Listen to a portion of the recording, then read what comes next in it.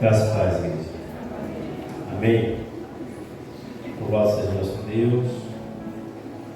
Mais uma vez, vamos orar para que Deus continue falando aos nossos corações. Curva sua fronte. Senhor, Rei da Glória, aqui nós estamos, Pai, mais uma vez, e queremos crer que o Senhor recebeu o nosso louvor, a nossa adoração, o nosso culto, Senhor, prestado a Ti de forma racional. Nesse momento, Pai, pedimos perdão das nossas falhas, pedimos que o Senhor continue a falar conosco.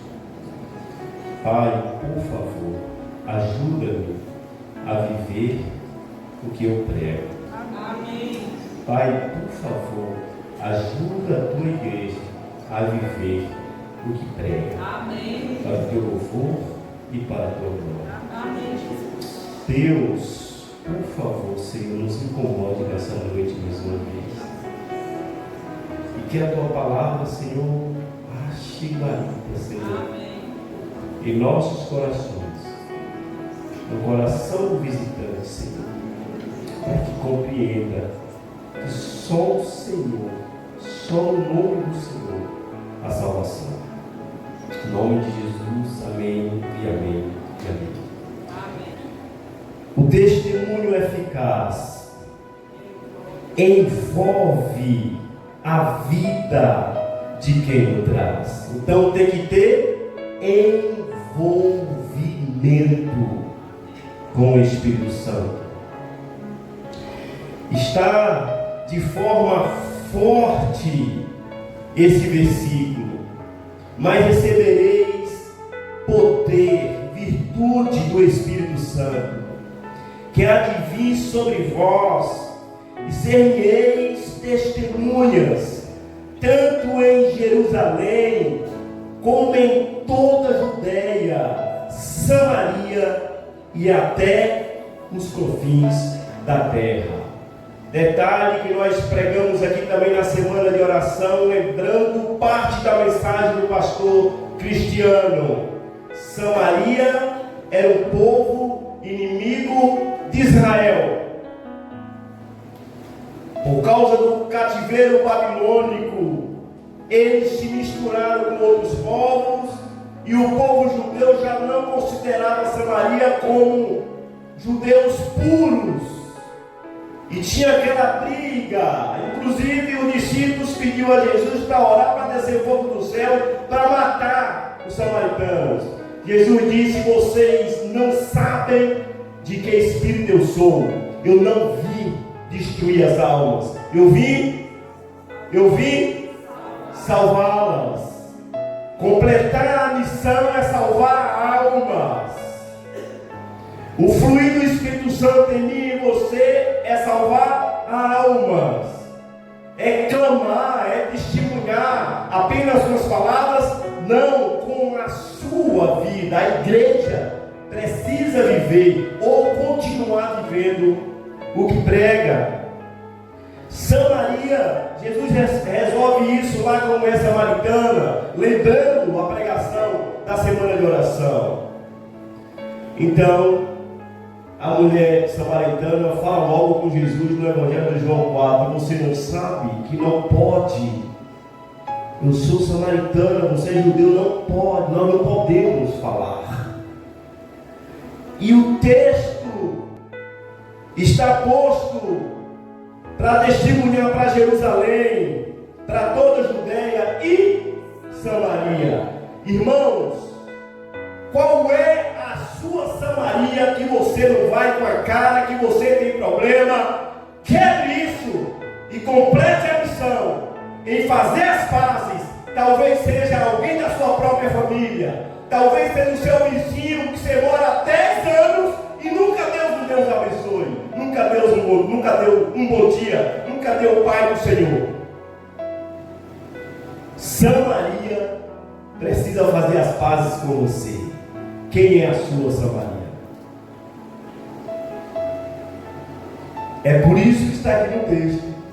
Samaria e até os confins da terra. Estamos cansados de saber onde é os confins da terra, irmão Martinei. Onde é, os confins da terra? Existe esse lugar? Sim ou não, igreja? Existe? Onde tiver um ser humano, ali é os confins da terra e o Evangelho precisa chegar. Se não falar mais nada, se não entendeu mais nada, entenda uma coisa. O que está escrito aí? Completar a missão. A igreja consciente da missão testifica na graça. É o tema de março. Igreja, ela tem que ter consciência do que faz. Amém? Ela tem que ter consciência do papel dela na sociedade que ela está inserida. Igreja é para fora, não é para dentro. Eclesia, chamados para fora. Ela tem que ter essa consciência que ela é chamada para fora, para pregar, para ir, para se envolver e não perder a santidade. Irmãos, veja o texto proposto para a divisa do mês. O texto por si só fala muito aos nossos corações, porque a nossa glória é esta: o testemunho da nossa consciência de que com simplicidade e sinceridade de Deus, não com sabedoria carnal, mas na graça de Deus, temos vivido no mundo e de modo particular convosco. A nossa glória é não ensinar nada que não seja a graça de Deus. A igreja tem a consciência de ensinar o Evangelho, pregar o Evangelho, nada mais do que a graça abundante do nosso Senhor e Salvador Jesus Cristo. Se é pela graça, não cabe mais nada, é pela graça e basta.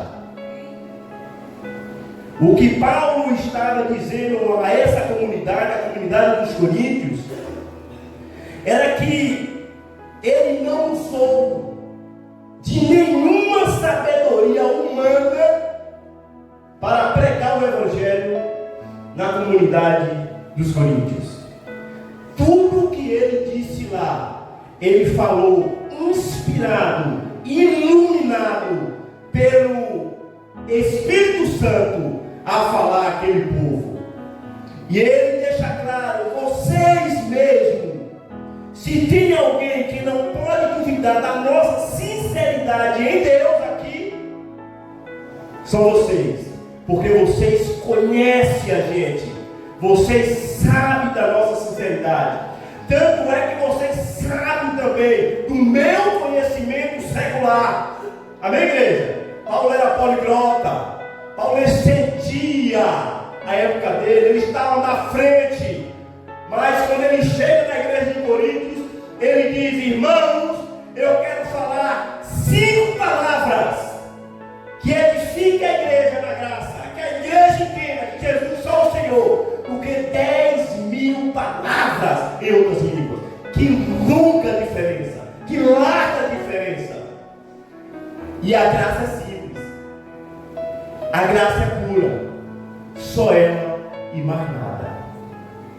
Igreja que inventa outra coisa que não seja a graça, ela está fora. A consciência que a igreja precisa ter é entender que a pregação do Evangelho é só a graça que basta. Graça para testemunhar. Por isso que Jesus disse a Paulo: a minha graça te basta. Em momento de aflição, Momento que o texto afirma que onde ele chegava tinha um mensageiro de Satanás. Para quê? Para quê, irmãos? Esbofete aonde? Na cara.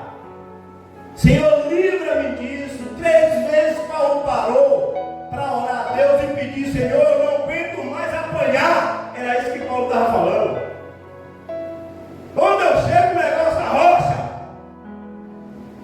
E Jesus simplesmente: calma, Paulo. A minha graça te basta. Podemos compreender, irmãos, que quando Jesus diz a Paulo: a minha graça te basta para você evangelizar, para você fazer a obra, até porque Paulo era um espancador do povo de Deus. Aliás, matava, chegava mais além. Era assim ou não era? Em Atos 9, a Bíblia deixa claro que na chamada dele, Deus disse a Ananias que ficou com medo de ir lá orar por ele, porque sabia que o camarada ele vivia, respirava matar o povo cristão, porque ele não entendia que Jesus era o próprio Deus, e ele não entendia que Jesus era um charlatão. Mas Jesus chama ele para uma conversa, e ele, como sábio, ele viu que o negócio era maior que ele. O que foi que ele disse? Senhor, o que queres que eu faça? Da mesma forma que Paulo respirava matar, ele também respirou muito mais viver a graça de Cristo. Igreja, ela prega tendo consciência que só a graça basta para a gente viver, para a gente pregar, para a gente ser salvo por Cristo Jesus. Não é por merecimento. O melhor homem do mundo não vai para o céu por merecimento. Ele só entra se ele crer na graça. O pior homem do mundo também. Ali roubou, ali matou, ali fez, aconteceu. Só entra se crer na graça. Tudo é pela graça. Se o pastor Rivaldo não conseguir falar mais nada, lembre-se: a igreja, o teu do mês, a igreja consciente da missão, de completar a missão, testifica da graça usada pelo Espírito Santo. Imagine só que Paulo era bonito, não era não, Paulo? Parecendo o pastor Rivaldo? Não sei. Um cara que vivia apanhando, será que vivia desfigurado? A Bíblia diz que teve um momento que ele recebeu tantas pedradas que ele teve que se fingir de morto. Depois saiu rastejando, ensanguentado, chibatadas. Então, irmãos, quando Jesus disse que a minha graça te basta, Paulo, estava dizendo também que o testemunho, que a pregação do Evangelho não pode ser por aparência. Ou seja, Paulo não era a beleza de Paulo que atraía nada. Amém? Cara desfigurado. O que Jesus está dizendo a Paulo, o que atraía as pessoas para ouvir Paulo não era beleza, era o quê? Era sabedoria, simplicidade, a sabedoria do Evangelho, que o Espírito Santo, que Jesus dava a ele. A Bíblia fala em Isaías capítulo 53, Isaías profetiza, e ele diz: olha, o Messias, o Cristo vai vir, ele vai ser um cara bem bonito aparentemente. Está escrito isso, irmão? Igreja consciente lê Bíblia, igreja consciente conhece o que o pastor está pregando. Não, Isaías diz: ei, ele vem, mas ele não tem nem formosura, nem aparência de formosura. Jesus não era bonito, não era belo fisicamente, aparentemente, irmãos. O que atraía as pessoas a Jesus não era isso. Não era o Jesus de olho verde, europeu, que estão nas paredes do povo. Não era isso não. Até porque, se pela probabilidade, pela região de Jesus, ela era de cor. O que atraía as pessoas a Jesus, que fazia multidões, era quando ele abria a boca, a sabedoria sabia que ele falava. Era isso. O que atrai as pessoas a você, que seja o seu testemunho em Cristo, que seja o que você prega e seja o que você vive para a glória de Deus. Oh Deus, ajuda a viver com a graça melhor. É isso que esse tema, a igreja consciente da missão, testifica da graça. Não é você falar, não é você falar bonito. Essa igreja é testemunho quando ruim de palavra. O pastor Reinaldo está até hoje. Mas a gente começa a ler umas coisinhas, a gente descobre que não é mais difícil falar. Por exemplo, nós vamos, não é a gente vamos, ainda bem, devagarzinho, mas não é isso que leva as pessoas a Cristo, não. O que leva, mesmo falando errado, é uma vida pura, testemunhada de Cristo. É isso que leva. Não é palavras, como eu já falei aqui, da pregação, da bosta de boi, do juiz que começou a frequentar a igreja. O pastor, em uma certa igreja, ficou preocupado. Isso foi verdade. E o pastor começou o juiz da cidade começou a frequentar a igreja. E o pastor, professor Marido, começou a se liberar mais ainda, não falar bonito. E o cara comia livro e foi para a exegese, foi para não sei o quê, foi para não sei o quê. E o juiz lá. E tinha um irmãozinho na igreja que falava assim: a gente vamos. Mas ele tinha vontade de pregar, de fazer a vontade de Deus. E ele falava: pastor, quando o senhor quiser, eu estou aqui, vem aqui, eu estou disponível. De tanto o irmãozinho falar: pastor, rapaz, eu vou deixar esse cara pregar, que esse cara vai estar me comendo o céu. Mudou no culto de quarta, assim, como aqui, culto de quarta-feira de oração, né? A casa enche, né? Assim, 10 irmãos. Agora louvado seja Deus com a semana de oração. Glória a Deus. A vigília então, glória a Deus. Mas calma, irmão, para quarta-feira. O juiz não ia na igreja, quarta-feira, só ia no domingo. Ele botou o irmão para pregar quarta-feira. E o irmão começou a pregar. A palavra de Deus é forte, irmão. A gente, vamos e tudo falando português todo errado. Lá pelas tantas, o pastor chega, o juiz chega na igreja. O pastor faz infarto. Essa outra igreja sabe que o pastor fica lá sentado, né? Graças a Deus que aqui não tem isso. Fica assim sentado lá atrás, né? O pastor começou a suar, igual eu estou suando, né? Acabou mesmo. E medo de ter coisa palavra. E o pastor começou a suar. Meu Deus do céu, e agora? O juiz não vem mais na igreja. Dado momento da palavra, o irmão disse: irmão, a palavra de Deus é igual uma vaca quando caga. E agora o pastor infarta mesmo, infartou mesmo. E o juiz assim, como mais, assim, sentado na frente da igreja, no primeiro ano. Porque quando a gente fala, ela espalha. É assim também, já viu uma vaca cagando? Quando ela caga, espalha. Não é assim? Pó.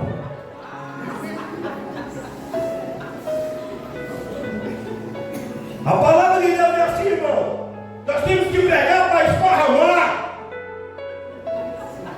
Irmãos, e quem me contou isso foi um pastor em Feira de Santana, no seminário. Isso aconteceu de verdade mesmo. E nesse dia, o juiz levantou e disse: hoje eu entendi o evangelho. Eu aceito Jesus.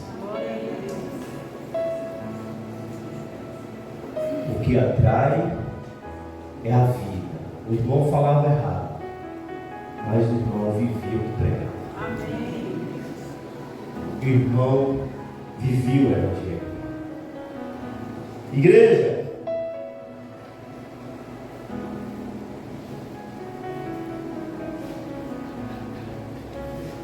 tanto Jesus quanto seus apóstolos apelaram para que a igreja viva racionalmente na graça, se baseando nela, com o testemunho da própria consciência, não nas débeis, boas intenções humanas, mas sim sincera, na simples verdade de Deus, para a nobre missão de testificá-lo, como está em 1 João capítulo 5, de 7 a 11, que nós vamos ler.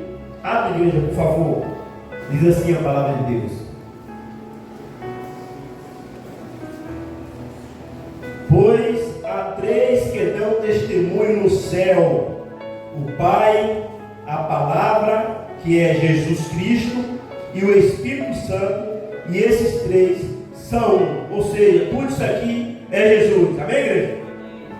E três são o que testificam na terra: o Espírito, a água e o sangue. E os três são unânimes num só propósito. Se admitirmos o testemunho dos homens, o testemunho de Deus é maior. Ora, este é o testemunho de Deus, que Ele dá acerca do seu Filho. Aquele que crê no Filho de Deus tem em si o testemunho. Aquele que não dá crédito a Deus o faz mentiroso, porque não crê no testemunho que Deus dá acerca do seu Filho. E o testemunho é este, e o testemunho é esse, que Deus nos deu a vida eterna. E esta vida está em quem, igreja? Em Jesus Cristo.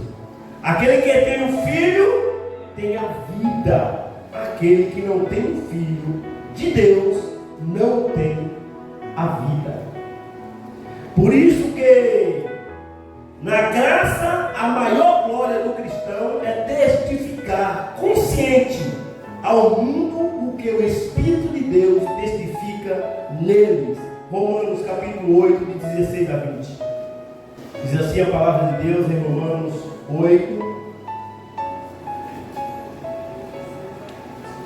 16 a 20.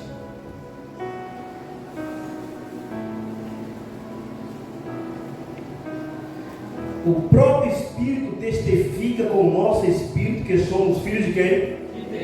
De Deus.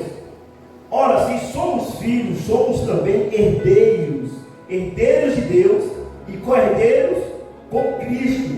Se com Ele sofremos, também com Ele seremos glorificados.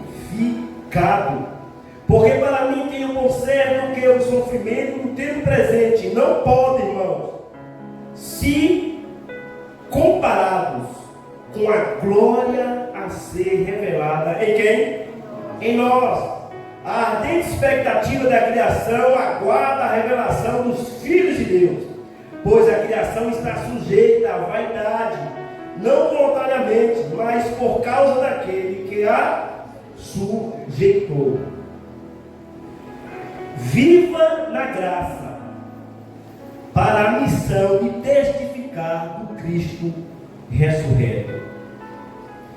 A ideia do dia diz assim: Jesus morreu e ressuscitou para promover a comunhão na unidade do Espírito, que faz abundar a graça envolvente, na qual os verdadeiros cristãos vivem para servir aos menos favorecidos deste mundo, certos do bem futuro e esperançado na missão de testificar a ressurreição de Jesus, focando também a sua. Ou seja, eu prego Jesus, eu falo de Jesus, eu prego a ressurreição, porque eu sei que a minha está garantida.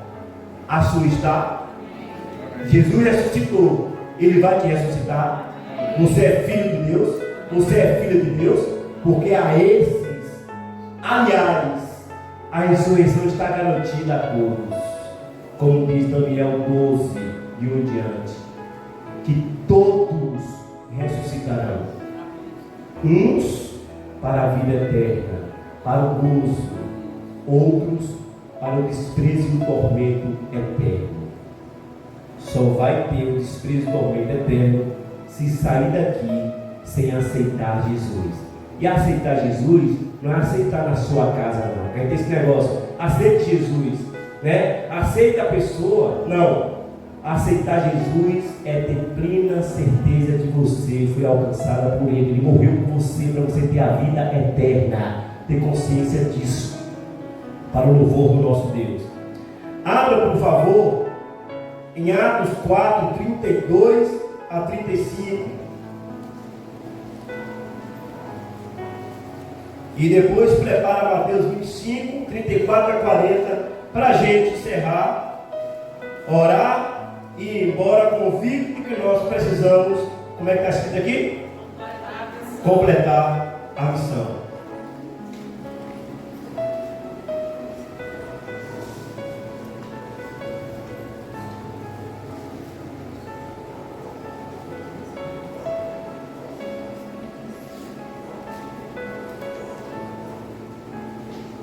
Atos 4, 32 a 35, diz assim: para compreender, viva na graça para a missão de testificar do Cristo ressurreto. Ele ressuscitou, vive está, como está em Romanos 8, de 9 a 11. Mas Atos 4, de 32 a 35, diz assim: da multidão dos que creram, era o que, igreja? Unidade. Temos que ser um, como o Pai em Cristo é. Entendeu? Ninguém considerava exclusivamente sua nenhuma das coisas que possuía. Tudo, porém, lhe era comum.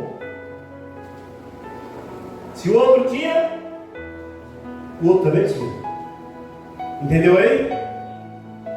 Não tinha falta de nada. A gente está onde? Com grande poder, os apóstolos davam testemunho de que, igreja? Da ressurreição do Senhor Jesus.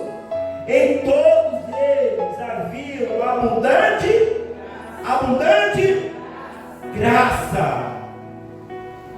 Pois nenhum necessitado havia entre eles. Irmão, isso aqui foi aqui. Isso aqui foi no mundo, existiu, amém, irmãos? Igreja primitiva. Irmão, faz um quilo de feijão para botar na cebola. Irmão, meu que faz? Irmão. Entende, irmãos? Como a gente está em falta com esse negócio? Pode alguém no meio da gente, como igreja de Cristo, padecer fome, necessidade, irmãos? Se você tem dois, dê um. E se amor, justiça, já aprendemos. É amor, justiça. Se você tem dois e dá um, justiça ou amor? Justiça. Se você tem um e parte no meio e dá, isso é o quê? Amor. Isso que é amor. Comum. Amém? Se não tinha um gênero, eu também tinha. Se não tinha uma farinha, eu também tinha. A gente está onde? 34. Pois nenhum necessitado havia entre eles, porquanto os que possuíam terras ou casas, vendendo-as, traziam os valores correspondentes e depositavam aos pés dos apóstolos. Então se distribuía a qualquer um à medida que alguém tinha, a qualquer um, sem acepção de pessoas, se era preto, se era branco, de nada tinha. Está necessitado? Tem aqui, porque no reino de Deus nós não temos nada e temos tudo. Amém? A glória de Deus. Então veja que o cristão vive na graça, testificando a ressurreição de Cristo, por enxergá-lo nos irmãos carentes. O texto de Mateus capítulo 25, 34 a 40, veja que coisa interessante.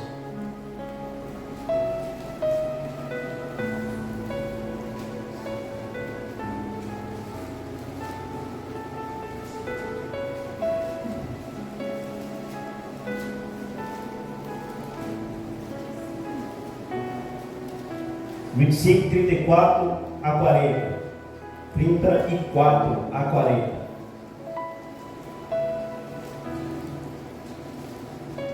Veja aí. Então dirá o rei aos que estiverem à sua direita: vinde, benditos do meu Pai, entrai na posse do reino que vos está preparado desde a fundação do mundo. Glória a Deus. Porque tive fome e me deste, tive sede e me deste, era forasteiro e me estava nu e me enfermo eu estava e preso e foste. Então perguntaram os justos: Senhor, quando foi que vimos com fome e demos de comer, ou com sede e demos de beber? E quando te vimos forasteiro, Senhor, e te hospedamos, ou nu e te vestimos? E quando te vimos enfermo ou preso e te fomos visitar? O rei respondendo lhes dirá: em verdade vos afirmo que sempre que o fizeste a alguém, igreja, a um desses meus pequeninos irmãos, a mim o fizeste. Então, 42, porque tive fome e não me deste de comer, tive sede e não me deste de beber, sendo forasteiro não me hospedaste, estando nu não me vestiste, achando-me enfermo e preso não foste ver-me. E eles perguntarão: Senhor, quando foi que vimos com fome, com sede, forasteiro, nu, enfermo, preso, e não te assistimos? Deu 45, igreja, por favor.